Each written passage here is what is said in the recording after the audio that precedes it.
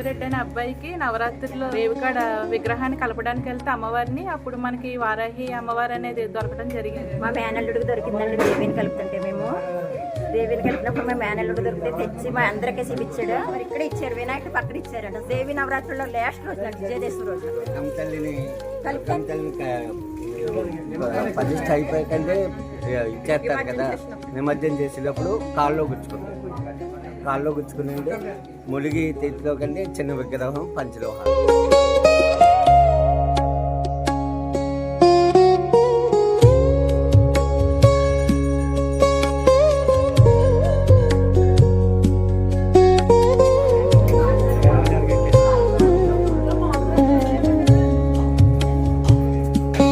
గుడి సుమారు సంవత్సరంన్నర అవుతుందండి ఈ గుడి కట్టి. ఈ గుడి పశ్చిమ గోదావరి జిల్లాలో పెనుమంట్ర మండలంలో మల్లెపూడి గ్రామంలో తొలి వారాహి అమ్మవారిగా ప్రసిద్ధి చెందారు. ఈ గుడి సంవత్సరాల క్రితం గుడిమెట్ల సాయిబాబా రెడ్డి అంటే శ్రీనివాసరెడ్డి గారు వాళ్ళ అబ్బాయి, పెద్ద అబ్బాయి, శ్రీనివాసరెడ్డి గారు వాళ్ళ పెద్ద అబ్బాయి నిమజ్జనం టైంలో పెద్ద కాలువలో నిమజ్జనం టైంలో కాలుకి చిన్న విగ్రహం కాలుకి తగిలితే ఏంటని తీసేటప్పటికి అది చిన్న విగ్రహం. దాన్ని ఇంటికి తీసుకెళ్ళి పూజ చేస్తూ ఒక సంవత్సరం పాటు పూజ చేస్తే అమ్మవారు రోజు కల్లో కనపడి ఇక్కడ గుడి కట్టాలని చెప్పేసి వారికి కల్లో ప్రతిరోజు చెప్తూ ఉండేది.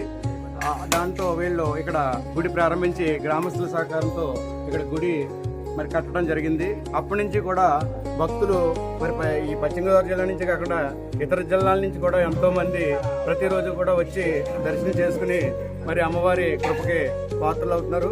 అమ్మవారి మహిమలు అన్నీ కాదు, ఉద్యోగాలు లేని వాళ్ళకి ఉద్యోగాలు, సంతానం లేని వారికి సంతానం, పెళ్లి కాని వారికి పెళ్లి, ఇలాగ ఆర్థిక సమస్యలు ఉన్న వారికి ఆర్థిక సమస్యలు, ఎన్నో సమస్యలు తీరుస్తుంది.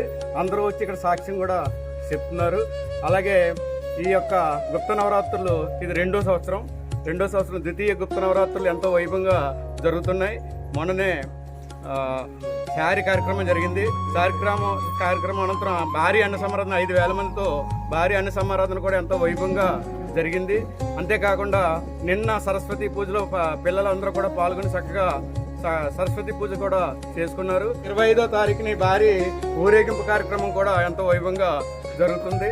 అలాగే ప్రతి పంచమికి కూడా ఇక్కడ ఉదయం పూట అభిషేకాలు, సాయంత్రం కుంకుమ పూజలు, అలాగే అదే రోజు ప్రతి పంచమికి కూడా ఇక్కడ అన్న సమారాధన చేస్తున్నారు. కాబట్టి భక్తులందరూ కూడా ఈ ఆలయాన్ని దర్శించి మరి అమ్మవారిని దర్శనం చేసుకుని తమ కోరికలను చెప్పుకుని అమ్మవారి కృపకు పాత్రలు అవ్వాలని కోరుకుంటున్నాం. జై శ్రీమాత్రి నమః. మాది రేలంగి గవర్లపాలెం గ్రామం. అమ్మవారిని మేము సంవత్సరం నుంచి కూడా దర్శించుకుంటున్నాం. అమ్మవారు కోరిన కోరికలు తీర్చే కల్పవల్లిగా ఉన్నారు. ఇక్కడ ఈ గ్రామంలో మనం ఏమనుకుంటే అది జరుగుతుంది. అమ్మవారి దయ వల్ల ఇక్కడ ప్రతి ఒక్కరూ వచ్చి మీకు ఎటువంటి సమస్యలు ఉన్నా కానీ అమ్మవారితో చెప్పుకుంటే తప్పకుండా మీకు కలుగుతాయి. మంచి అవకాశాలు కల్పిస్తున్నారు. ఈ గ్రామ కమిటీకి కూడా ఇప్పుడు ఈ నవరాత్రులు 9 రోజులు జరుగుతున్నాయి. ప్రతిరోజు విశేషమైన పూజలు జరుగుతాయి. ప్రతిరోజు కుంకుమ పూజలు, ప్రతిరోజు అమ్మవారికి అభిషేకం జరుగుతుంది. కానీ దూరంగా ఉన్న వాళ్ళు ఎవరన్నా వచ్చినా కానీ ఉదయం 10-11 వస్తే అమ్మవారి అభిషేకానికి కూడా మీకు అవకాశం దొరుకుతుంది. చెప్పండి. 25వ తారీఖు వరకు మన పూజలు జరుగుతాయి. నవరాత్రి పూజలు ప్రతి పంచమి రోజున మీకు దర్శనం చేసుకుంటే మీకు కోరిన కోరికలన్నీ నెరవేరు.